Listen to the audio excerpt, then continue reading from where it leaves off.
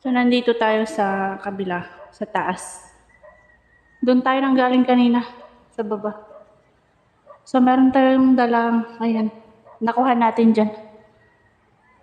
Nakalimutan namin yung plastic, oh. Hawak-hawak rin yati ko yung sigarilyas. Marami pa dyan sa banda dyan, sa gilid. Maghahanap pa tayo. Ayan yung ating luya.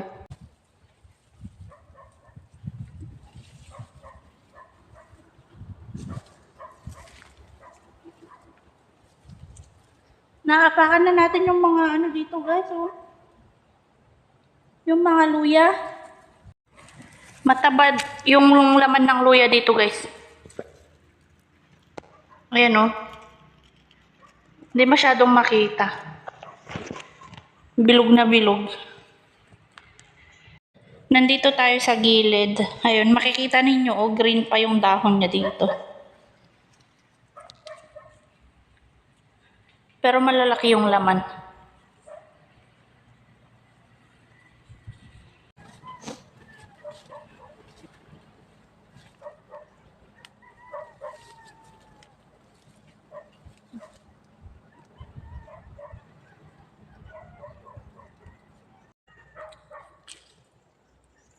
Maingay yung aso nila dyan sa may kabila.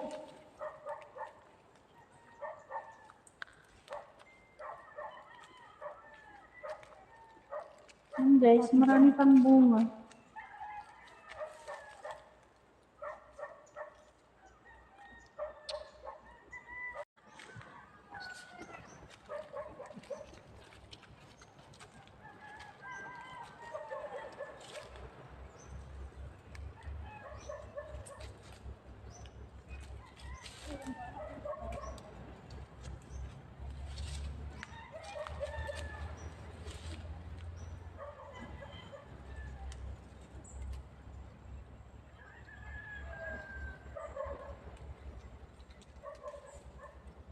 Lumaki na kaagad. Dati maliliit lang ito.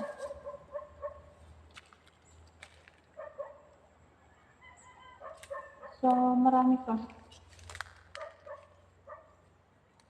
Wala tayong lalagyan.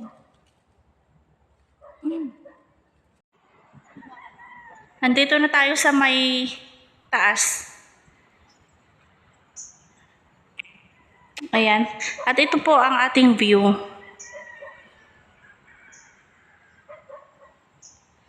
Ngayon po ay November 1.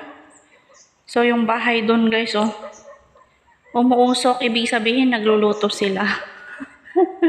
Sabi nga nila, guys, kapag may usok, ituloy nyo. Kasi sa amin, no, dati asok, dati wat-wat. Ayan. So, ito yung ating luya dito, oh.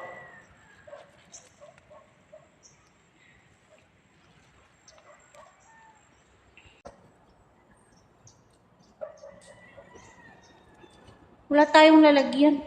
Hawak natin yung ating ano. So, yan ang ating view.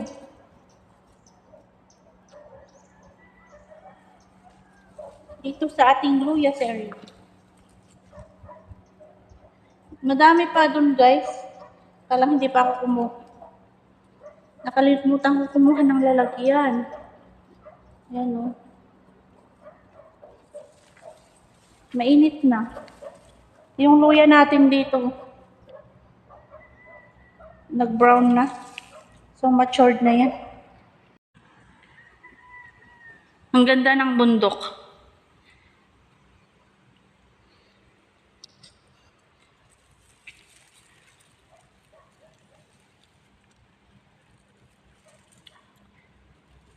Naiinitan na yung mga luya. Kawawa naman.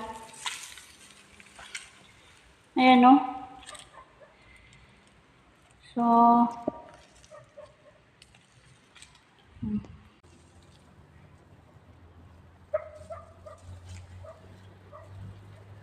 brown na yung dahon ng luya dito. Ay, nakaka-excite mag-harvest, guys. Parang gusto ko nang mag-harvest. Wala na rin tayong pera. Actually, pwede na itong ibenta. Kaya lang, mura lang. Mura pa ang presyo sa market. 50 pa lang ngayon ang per kilo. Kapag ganito kasi na maaga pa, wala pang anihan, mura pa. Pero mga December, January gan magmamahal ang presyo ng luya. Kaya doon natin hina-harvest ang luya natin. Kahit although pwede nang i-harvest ito, pero hinihintay natin na tumaas ang presyo bago natin i-harvest. So, yun lang guys. Thank you very much sa panonood ninyo. Sana mag-subscribe kayo sa akin para updated din kayo sa pag-harvest natin ng January dito. Maganda na yun guys, pag yung harvest time. Makikita na ninyo yung So, ititimbang natin yan kung ilang kilo ang isang puno ng luya. Kung ilang kilo ang aabutin. So, yun guys. Thank you very much. Thank you very much.